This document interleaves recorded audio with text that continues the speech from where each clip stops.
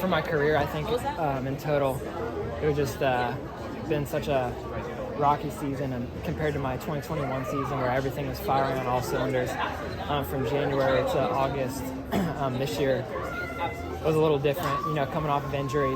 I'm telling myself where I belong. My mind, how to get my mind there before my body was there this year.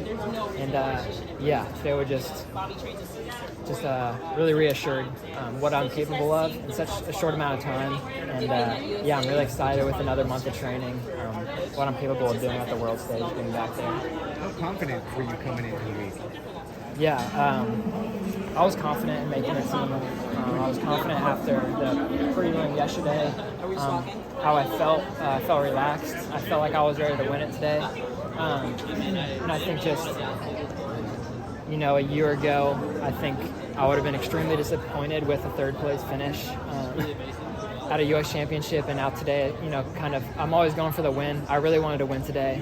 But I can put it in perspective and just know where I'm at in training this year. And, I can be content with that right now because I know where I'm going right now. Yeah, it looked like you gave it everything you had there at the end. How did you feel with your positioning at the bell? I felt really confident in that as well. I think I raced the race that put me in the best position today. Pretty much went exactly to plan. I was able to hold off challenges. I put myself right there. I knew yard and keep it honest.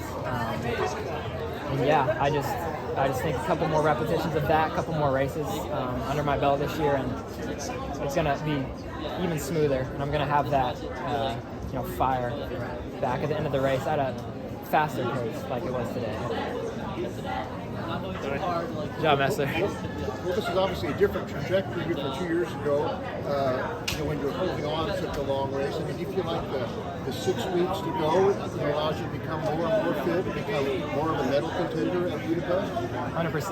Yeah, I see myself as a medal contender. Just as I saw myself winning today, I see myself winning the World Championships pretty soon. Nice job, Took.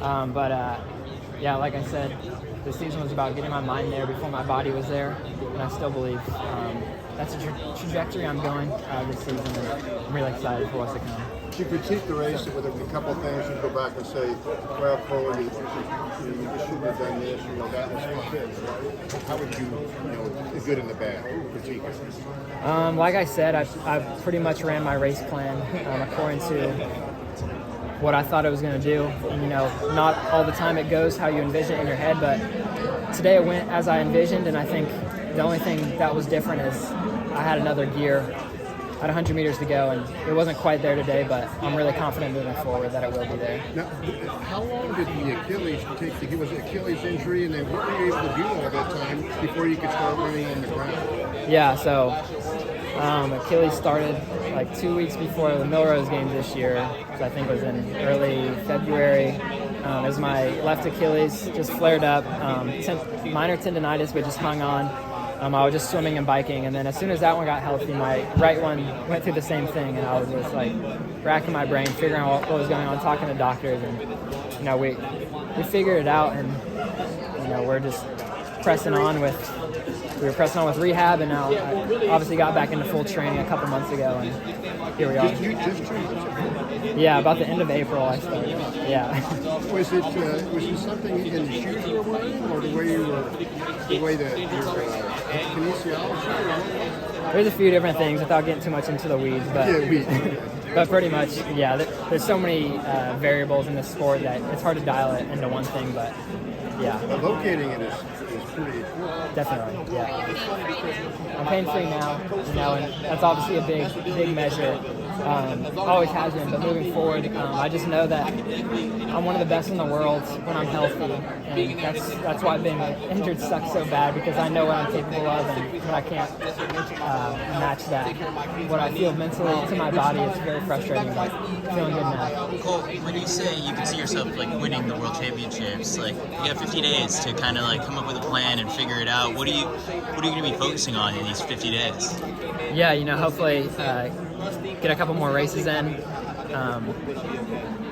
This is my third 1500 of the season today, which is a lot different than a season like 2021 for me, where it was like I was 20 races in by the time Tokyo rolled around. So I really think just repetitions and just progressing on what I've been doing training-wise. And about 2.5 months into really solid training, and I think just progressing through that, I have all the confidence in the world. Obviously, Jakob's the guy to beat, and like you've seen him race a bunch of times. Like, do you have any theories like right now as to like what it's gonna take? I think it's just gonna take being really fit. He's obviously the best in the world, and not discrediting anyone that's ran fast this year. Of course, Yara's ran extremely fast this year. The 1500 is a really strong event globally right now. And, yeah, not discrediting any of those guys, but I see myself in there once again and performing better than 6th place in Tokyo. I think you've got an edge. He hasn't seen you race as much. Like you guys have only gone head-to-head in Tokyo. Is that it?